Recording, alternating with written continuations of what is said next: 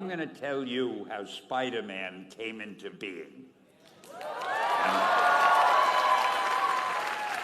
It's a true story, although sometimes it's hard even for me to believe it.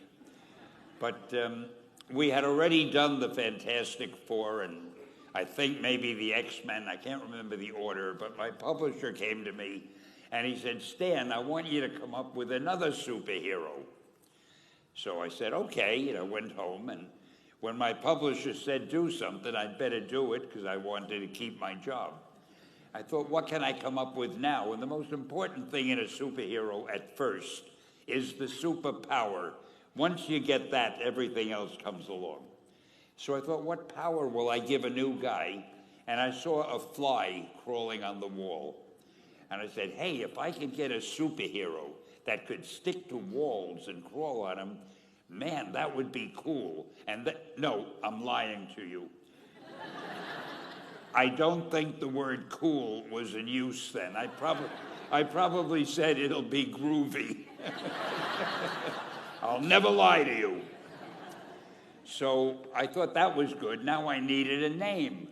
So I said, well, let's see, Fly Man, Mosquito Man. I got down to Spider-Man. Spider-Man. It just sounded dramatic. So, okay, I had my hero, I had his power, his name, and then I figured just for fun, I'm going to give him personal problems, because except for you people who are that your lives are perfect, but most other people have personal problems. And then I thought I'd make him a teenager, because there were no teenage superheroes that I knew of at the time. So armed with all that wonderful material, those great ideas, I ran into my publisher's office and I told him. This was my reaction, the reaction he gave me. Stan, that is the worst idea I have ever heard. First of all, and he started to give me his, because he's a very logical man, very intellectual. First of all, people hate spiders, so you can't call a hero Spider-Man. You want him to be a teenager? Teenagers can only be sidekicks.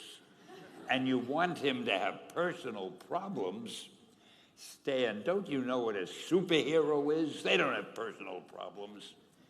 Well, I left the office disappointed, but obviously a much wiser man. And I couldn't get Spider-Man out of my system. So we were about to kill a magazine. I think it was called Amazing Fantasy. It wasn't selling well, and we were sending the last issue to press. When you do the last issue of a magazine, nobody cares what you put in it because the book is dying.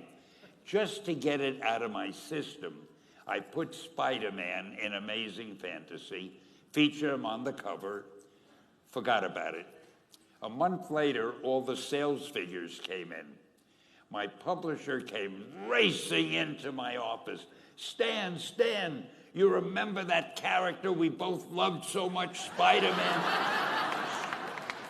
He said, let's do him as a series.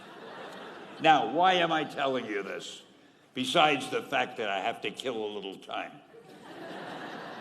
If you have an idea that you genuinely think is good, don't let some idiot talk you out of it. Now, that doesn't mean that every wild notion you come up with is going to be genius, but if there is something that you feel is good, something you want to do, something that means something to you, try to do it, because I think you can only do your best work if you're doing what you want to do, and if you're doing it the way you think it should be done, and if you can take pride in it after you've done it, no matter what it is, you can look at it and say, I did that, and I think it's pretty damn good.